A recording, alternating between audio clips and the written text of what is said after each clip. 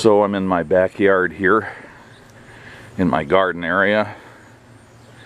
This year, the only thing I'm growing is zucchinis. I just got lazy, but I'm getting tons of beautiful big zucchinis that I can't hardly give enough away or eat myself. I always put a lot of marigolds around for decoration. And I love green peppers of various varieties, hot peppers. So I got my whole fence row planted with all various pepper varieties, which are all doing very well. Get plenty of those, but the subject of this video is the earlier video I did on how to pull out fence posts that are anchored in concrete. I have 1, 2, 3, 4, 5, 6, and 7, but I'm going to cover that one with grass, so or gravel. So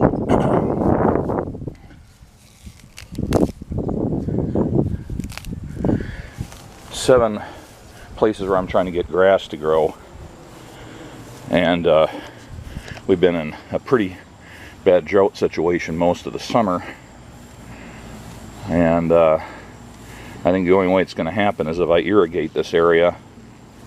So, to that end, I have my automatic irrigation timer, which handles all the stuff in the backyard. This one's an old Orbit unit. It just keeps on working. I have a Melnor replacement for it because I'm not fond of the way they've designed the newer Orbit products. But this is a 4-zone timer, and unlike the Melnor products, the valves are a separate thing, so if the valves go bad you can replace them without doing the whole timer, and everything can detach from the manifold, which is another flexibility that the Orbit has, the Melnor does not. But I go into my pile of stuff here and I find that I do have a spare valve still in stock, so I'm going to install it here, make sure it still works. Assuming it does, then I'm going to rig up an irrigation system for those fence post holes. So the valve is on. I just have to pull out the wiring plug and install the solenoid plug in there. Alright, let's see if that guy works. Zone 4, I put it in manual. I cycle over to zone 4 and I put in a 1-minute timer. I tell it okay.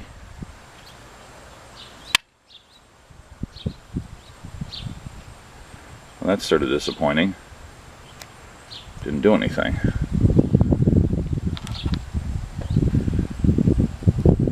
This is an old valve. It's been sitting around a long time. Oh, there's also a knob on here I forgot about. There we go. Now it'll work. So, manual, zone 4, 1 minute.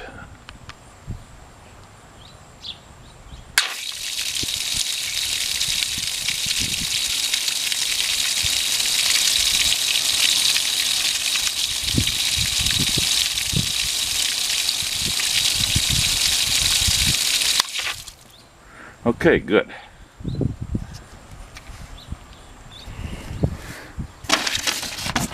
I am looking through my supply of dripworks hoses and stuff. I already pre-sorted these a little bit to bring out here. I use these guys dripworks in Oregon, I think they are. Or is it? No, it's Northern California. So I have some, I think this is 1/2 inch inner diameter, 0.6 inches poly tubing, and it's 50 feet. And then I have a bunch of these watering stakes. I forget what they call them. It's basically a down spray assembly. It's a stake you put in the ground, and it has this little spray head on the top. It makes about a foot to foot and a half round pattern. It's intended to go right next to a specific plant you want to water and not water everywhere else around it. And then they just have these little spikes on the end that plug into here, and there's a tool that makes the holes for them. So you can distribute these along the main run. And I have some fittings here that hopefully will be the right ones to connect it all up. And I still have a big stock on the landscaping or irrigation elbows that are used to hold the hose down to the ground. I need to figure out if 50 foot is enough to do what I'm trying to do here. That's a big consideration right away. And by the way I do my irrigation heads, I have a large diameter premium quality no kink hose or low kink hose. I've had this one for probably 10 years now and it's still fine, so it costs quite a bit of money. It's about 100 foot length of it, I think. It runs all the way from the back of the house where I have a 4-zone watering manifold right on the silcock or hose bib or whatever you want to call those things, the spigot, and that distributes it locally. And one of those 4 points runs across the backyard along 2 sides of the garage, makes it back to here where it connects up to a quick release fitting, PVC pipe up a fence stake, and then to a manifold here, and then I've got another silcock here with a quick release, and that just goes to a hose with a sprayer so I can do local garden spraying manually. And it also goes over here to another shutoff, another silcock essentially, to which the timer manifold is attached. So I have a similar setup in my front yard, and I'm able to do all of my watering automatically on a timed basis. I also use quick release fittings, the metal kind, not the cheap plastic ones, on all my hose sections. It's just a lot easier to manage them that way. So I've installed a female on the bottom of this solenoid. I have a 14-foot length of hose that I also have the quick releases on, and one more male piece to go on the hose fitting that will go on here. So the first thing I need to do now is make sure I have enough dirt on all these points. I did this fence pulling back in May. That one actually looks pretty good. A couple of these have settled a bit, so I'm going to go bring some topsoil out here and just top these off, scrape the surfaces a bit, and plant some grass seed, and then put my irrigation system in. This hose here runs over there and along the raised garden and back to one of the points on the timer, one of the zones on the timer, and then it goes to a Andrews sprayer soaker hose that runs all the way up this fence line garden. I'm going to have to adjust this one slightly because it's going right through where I'm trying to grow the grass. Although really it wouldn't matter. The grass will go up around, it'll be just fine. But I think I will try to. There's one of those garden staples.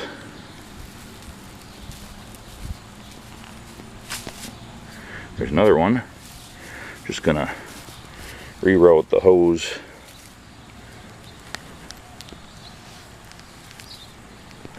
Of course, now the ground is rock hard from the drought. These things don't want to go back in. I'll have to deal with that. Alright. There's the hose still running. It just lays low, I can mow right over it. And here's a tip. I always make a generous loop before it goes up to the house, because what actually happens with expansion and contraction, the hose length changes, and it can actually rip the hose right out of here when it contracts, and then you've got water gushing out. So the part that's staked down is too far away to do any damage up here, but when it does expand and contract back there and it pulls back a little bit, then this easily makes up for it. And if I want to disconnect it at that end, it also gives me some slack here.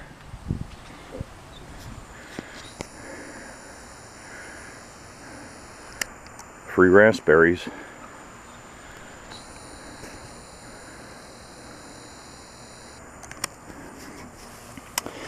Okay, I have some topsoil stored from another project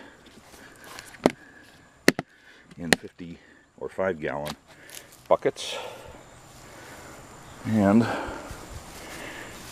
my usual tools for this kind of thing: a small hand rake and whatever these things are called. Doesn't actually say what it is. But anyway, just for a little digging and so on.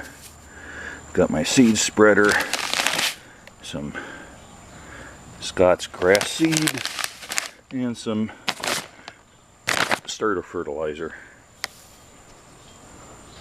This is my approach anytime I try to do some of these little spot patches with grass. I go out here and just dig up the top of the existing soil, and then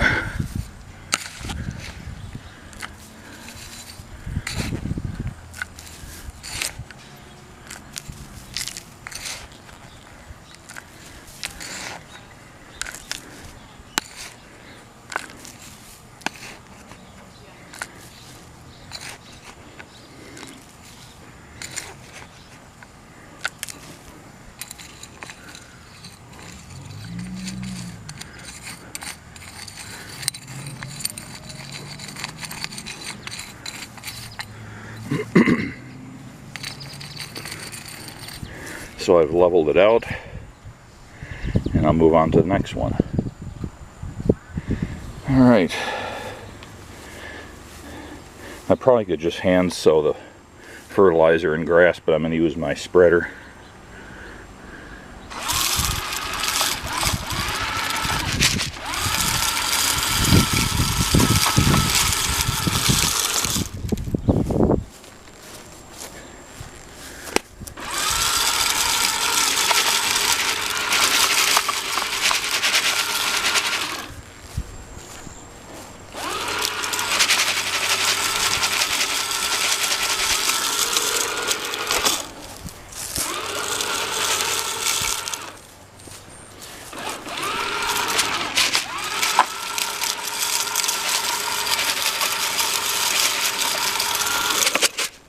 Trigger sticking on this thing.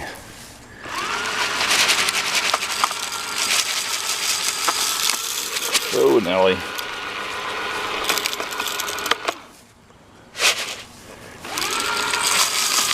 Oops, stop. There we go. Grass seed.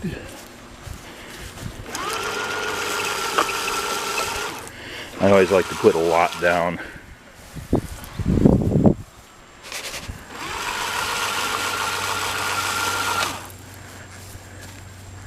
I also like any of the seeds that have the dyed coating on them, because it makes it easier to see where you've spread and where you haven't.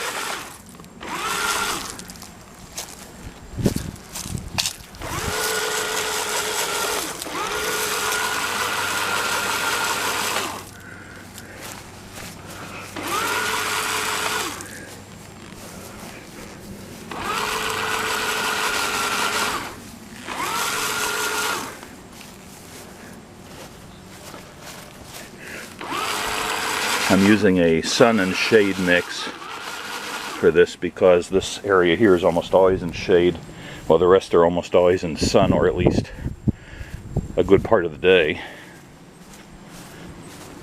Okay. An important thing to do when putting in grass seed is to do just a light raking or agitation to try to bury the seed just a little bit, or at least get it into more intimate contact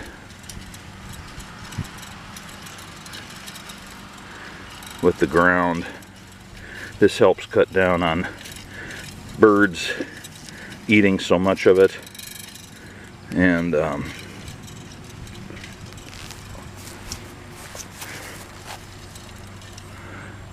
it just makes it germinate better.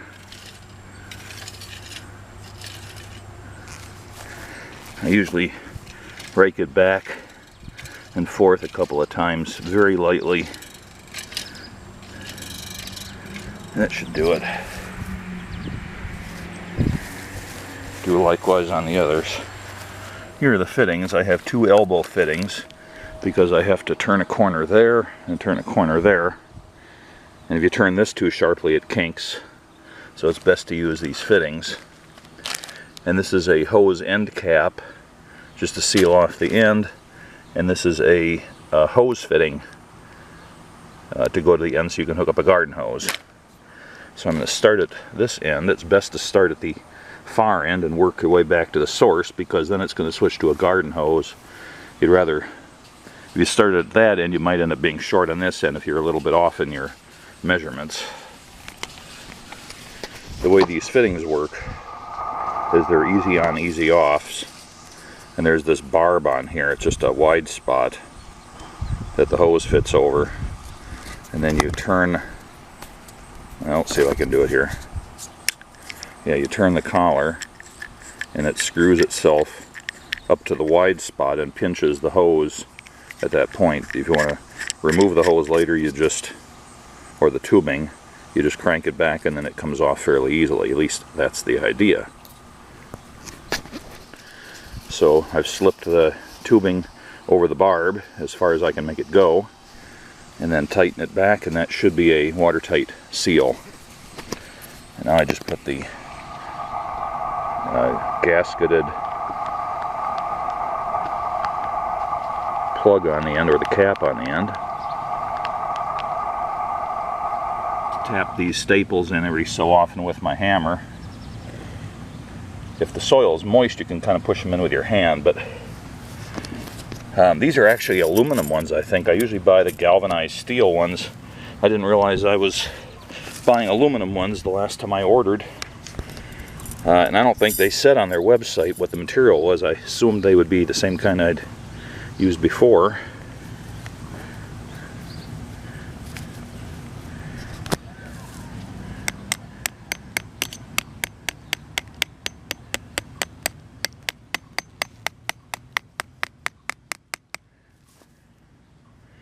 And on and on. So I'm going to put an elbow right here next to this spot, and I'll just cut that with the knife. Okay. And now one of the right angles. There's that. And in just a few seconds we've got an elbow. Staple that down. There we go.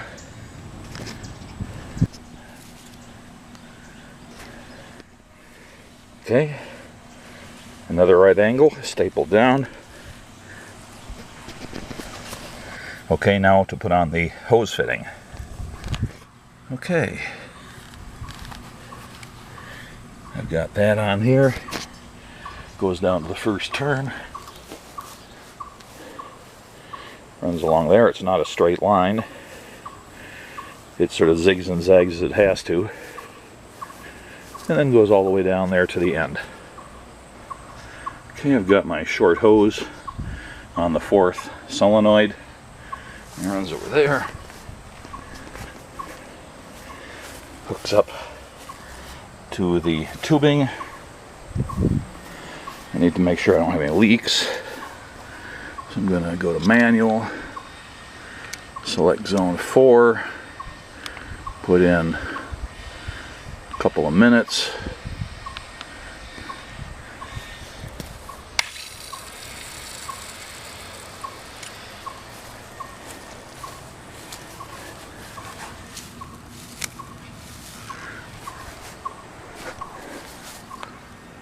I don't see any leaks there.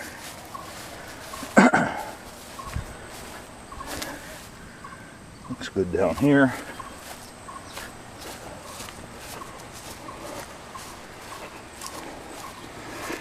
I'm going to crack the end open and let some air out.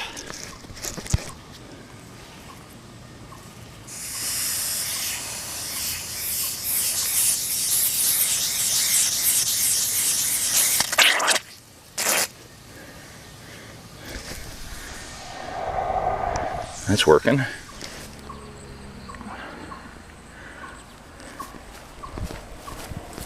That one I thought might be a little bit too much for one sprinkler, so I put in 2.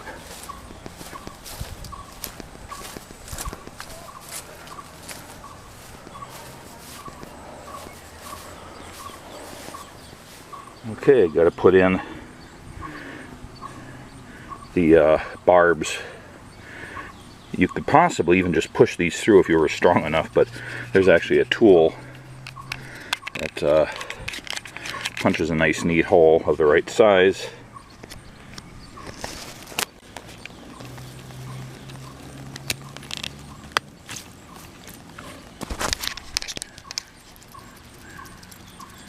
There's still some residual pressure in the hose from when I was testing it.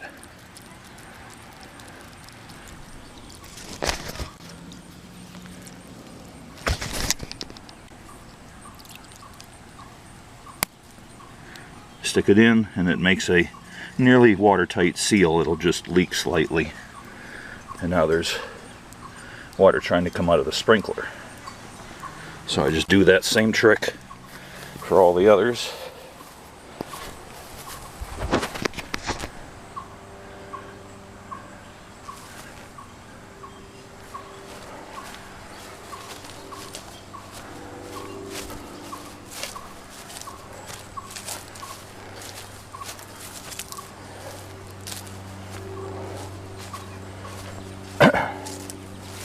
All right, final test.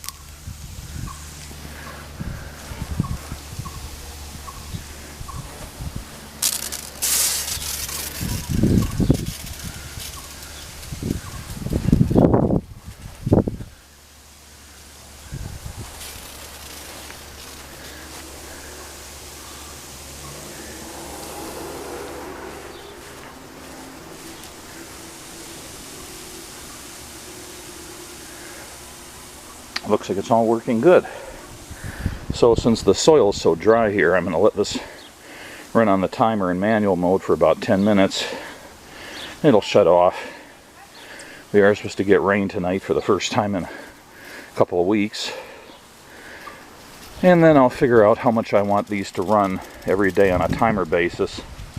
Probably a couple of times a day to keep the seeds moist while they germinate and do their initial growing.